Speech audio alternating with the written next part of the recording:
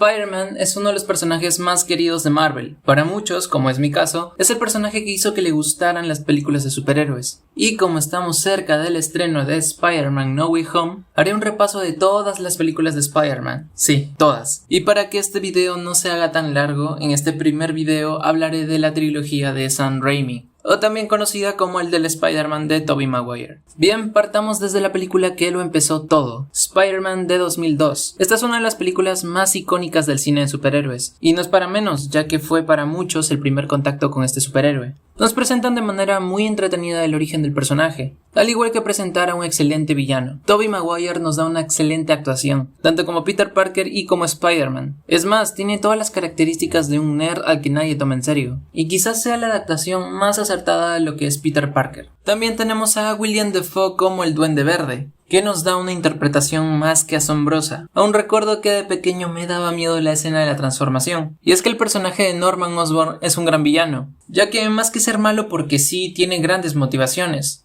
Y es que movido por el miedo de perder su empleo se inyecta un suero que posteriormente tendría muchas consecuencias, tanto en aspecto físico como psicológico. En realidad, más que un villano, es alguien que terminó perjudicado por las decisiones precipitadas de sus superiores. Ahora, hablando del elenco de actores, todos son bastante entrañables. Personajes como la tía May, Mary Jane, Harry, aportan bastante a la película y a la vida de Peter. También tenemos a personajes icónicos como J. Jonah Jameson, cuya participación se volvió un clásico en las películas del arácnido. Los efectos especiales también son geniales, ya que para la época se los ingeniaron muy bien para hacer los balanceos de Spider-Man, y sobre todo que luzcan bastante realistas, en la medida de lo posible. Las peleas entre el Duende Verde y Spider-Man también son entretenidas, sobre todo la pelea final, que es emocionante y violenta, algo que se echa bastante de menos en las producciones actuales. Si tuviera que destacar algún punto negativo, diría que a veces caen en clichés, que quizás para la época es algo entendible. También la relación de MJ y Peter puede ser algo tediosa, porque a esto también se suma Harry, donde hay un triángulo amoroso que, siendo honestos, puede llegar a ser frustrante. Este es un problema que se repetirá a lo largo de la trilogía, pero tampoco es algo sumamente grave. Por lo general me parece una excelente cinta y una de las mejores del género de superhéroes.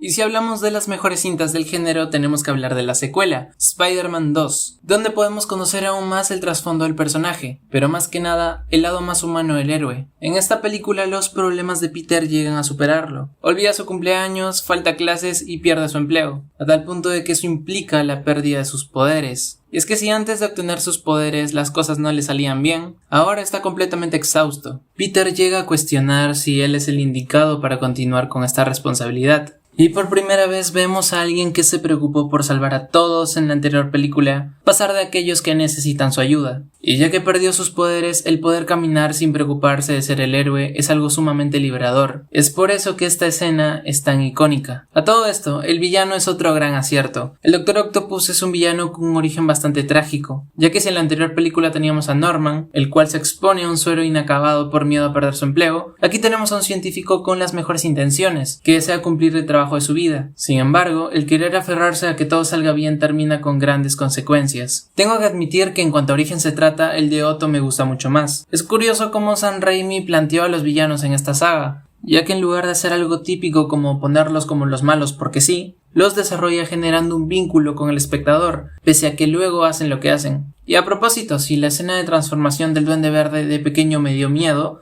la del Dr. Octopus me dio pesadillas. A ver, ni tanto, pero sí me dio mucho miedo. Es decir, fácilmente esta escena podría estar en una película de terror. Pues bueno, el asunto es que eventualmente Peter recobra el valor y asume la responsabilidad y el don que se le otorgó.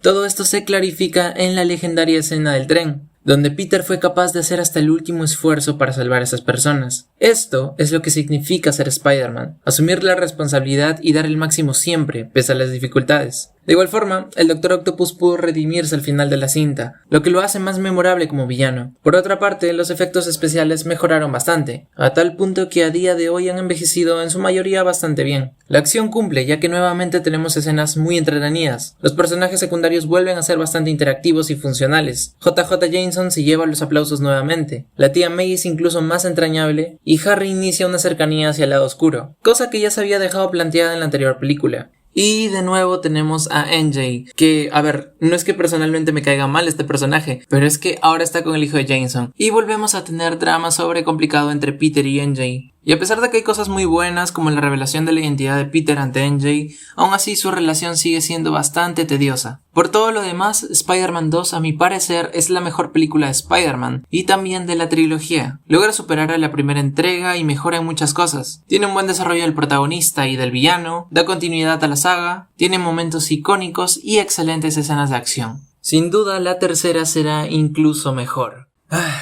Lamentablemente no fue así. Ahora nos toca hablar de la polémica Spider-Man 3, una película que para aquel entonces no solo decepcionó a muchos fans, sino que también fue el indicio de que el estudio no iba a proceder con una cuarta entrega. Esta película es el perfecto ejemplo de qué sucede si el estudio interfiere en el desarrollo de esta y no deja al director trabajar tranquilo. Y les aseguro que hay más ejemplos donde suceden cosas así, ya que parece que a día de hoy la libertad creativa solo se la dan a algunos pocos. Pues el caso es que Sony quiso incluir a Venom en esta tercera película. ¡El protector letal! No el Venom que hace chistes.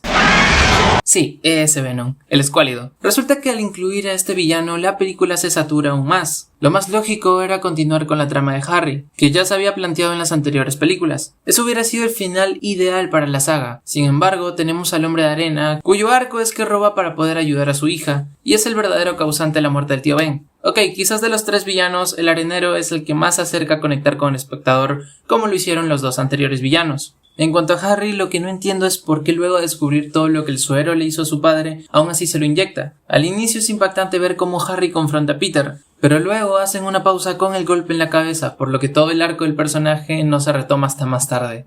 Y el peor de todos es sin duda Venom, que apenas aparece hasta el final, ya que la mayor parte del tiempo está con Peter. Y hablando de, aquí tenemos a un Peter totalmente distinto. Y no hablo todavía del Peter emo, sino desde antes que se infectara del simbionte. Es decir, ves a Gwen frente a su novia y cree que muchas cosas giran alrededor de él. No lo sé, es un contraste bastante extraño con todo lo que había aprendido en las anteriores películas. Y ya de por sí, cuando tiene el simbionte, este lo hace comportarse de la forma más extraña y bizarra posible. Aunque eso sí, la escena de Peter emo bailando ya quedó para bien o para mal marcada en la historia del personaje. El humor mejoró bastante, sobre todo con JJ Jameson, donde creo que tuvo las mejores escenas. La acción vuelve a ser genial, sobre todo en la pelea final, que es bastante entretenida.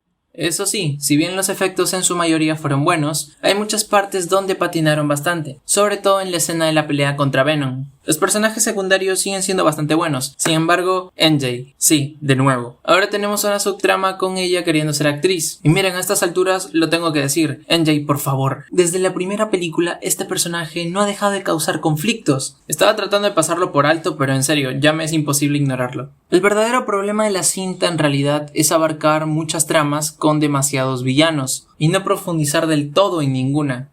Al final sí tenemos al Peter Parker que conocimos regresar a su traje clásico. También tenemos la redención de Harry. Así que diría que como final está bien, pero no perfecto. En líneas generales, Spider-Man 3 es una película bastante mejorable, sin llegar a ser mala, pero quedando muy por debajo a lo que nos habían presentado en las dos películas anteriores. La saga de Sam Raimi significó bastante para varias personas. Lo cierto es que más allá de la nostalgia son películas muy valiosas, ya que algo que quisiera añadir es que son bastante entrañables y te dejan muchos mensajes, cosa que es muy complicado de encontrar en varias películas actuales. Tobey Maguire es sin duda mi Spider-Man favorito, tanto por las moralejas que me dejaron sus películas y también por la grandiosa interpretación. Lo cierto es que la trilogía de Sam Raimi es icónica, y sin duda una de las más importantes en el género de superhéroes.